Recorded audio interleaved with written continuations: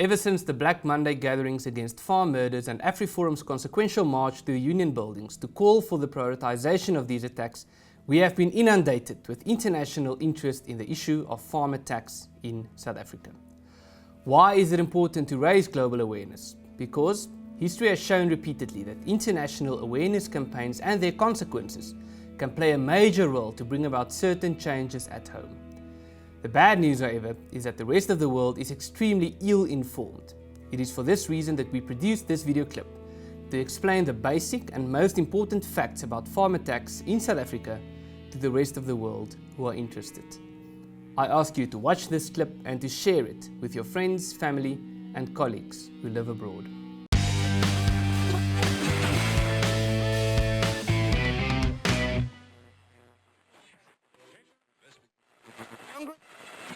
The ruling ANC and its military wing Umkhonto we Sizwe has a history of conflict with white farmers.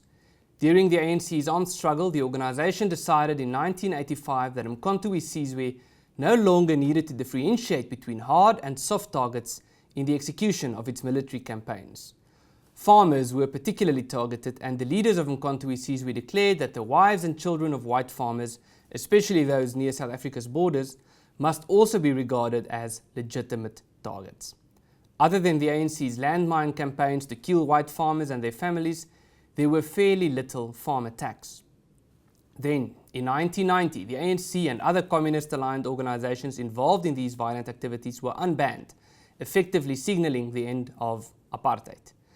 About 13,000 Umkhonto we Sizwe soldiers came back into South Africa from exile. That was also the year in which farm attacks, as we know it today, really began. Ever since, there have been repeated cases of public romanticizing of violence towards farmers, most notably the chanting of the so-called struggle song "Kill the Boer, Kill the Farmer" by the ANC Youth League President Peter Mokaba, as well as the campaign by his successor Julius Malema to popularize the song "Dubula Ibunu," a Zulu song which can be translated in English to mean "shoot the Boer." Malema and the ANC went to court in 2011 to defend their so-called right to sing songs such as this one. Farm attacks escalated dramatically in the 1990s. A typical farm attack would see elderly people being attacked by youngsters, usually. Very little is stolen during these attacks, and in many cases the most horrible methods of torture imaginable is executed. These methods include excessive stabbing or beating with blunt objects, dragging victims behind pickup trucks over dirt roads, dismemberment, drowning, burning with cooking oil, melted plastic or boiling water, and gouging of the eyes. Typical weapons used in these attacks include knives, machetes, firearms, blunt objects, garden forks, and other gardening equipment. In the 1990s, during the presidency of Nelson Mandela, farm attacks were recognized by the South African government as a serious crisis that had to be dealt with decisively.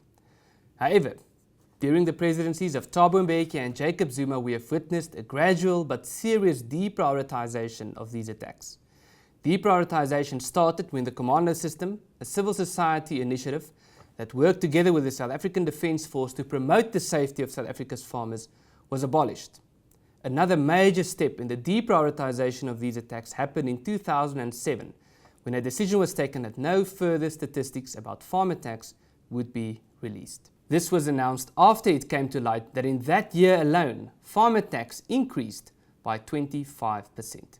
What is even worse is the increased mocking and ridiculing of victims and of those who call for these attacks to be prioritized by representatives of the South African government. Currently, it is left to civil society to monitor farm attacks. AfriForum, in cooperation with the Agricultural Union Tau SA, has compiled a list of about 2,000 farm murders since 1990. While these attacks decreased in the early 2000s, we have found a systematic increase in the frequency of these attacks as well as the brutality thereof in the last 6 years. AfriForum believes that these attacks should be recognized and treated as a priority crime. However, the South African government's no-care attitudes towards this crisis is deafening. If you are not part of the solution, you can only be part of the problem.